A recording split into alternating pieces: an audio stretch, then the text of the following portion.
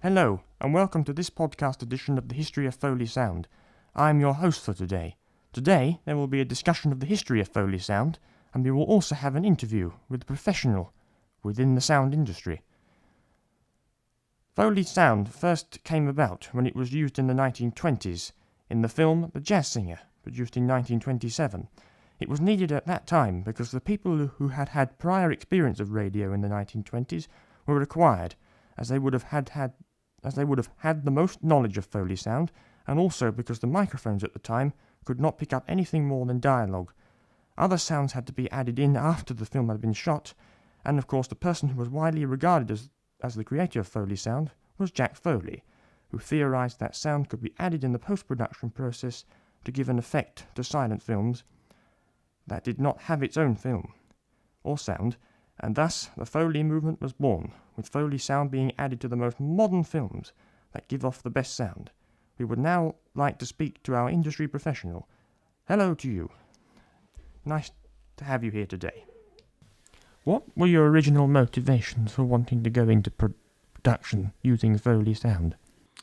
I quite like the imagination side of Foley sound, so I quite like the way that Foley sound producers replicate what they see on screen, and therefore their imagination has to come up with a conundrum of how do I make this sound like I see on the screen. So it's that kind of imagination side of it that I was really interested in, how to kind of depict and document what visually was going on the screen. So for example, if I had to get a wildlife producer had to get a sound to mimic the African savanna or the Amazon jungle, the environment would have to sound different, the time of year would have to sound different, the acoustics of the jungle or the rainforest or the savanna would have to be specific, and each animal sound would have to be kind of painstakingly recreated. So that kind of side of it interests me quite a lot. Other than the fact of the current role that you hold, what else do you think makes you unique? I think, again, the ability to kind of think about matching audio with visual, so thinking about not only visual creativity but also audio creativity, so thinking about how to depict something from script to screen, but then also how to kind of mimic that with sound, because I believe that sound production is as important as the visuals to get it all right as a package. So I think that's very, very important. Could you describe the structure of what you do and how it operates? Okay, so as a Foley artist, what one would tend to do is, first of all, go through the footage that has been shot that I'd have to resound. I'd have a paper sound plan in front of me. I'd write down the clip length and what I'd see on screen, and then I would go about the task of writing down what sounds I could replace with on the screen.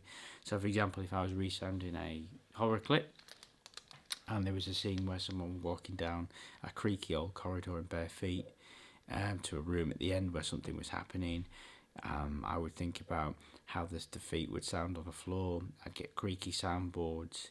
I'd get the ambience from an old house, so the bumps, the creaks, the groans from an old house, the radiator hisses.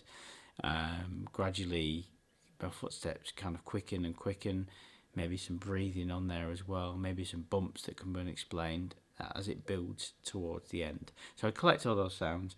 I'd go and record those sounds and think about how I would recreate certain specific sounds using objects, using location. Then what I'd do, I'd record them, put them onto an editing package such as Premiere Pro, and then I'd sound match them with the visuals, making sure everything's in sync. Do you think it is difficult for freelance professionals to find work?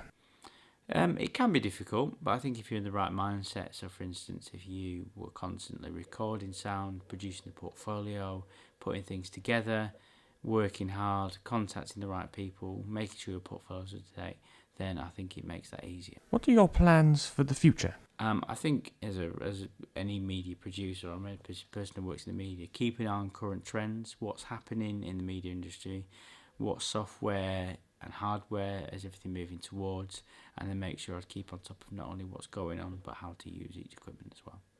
Thank you.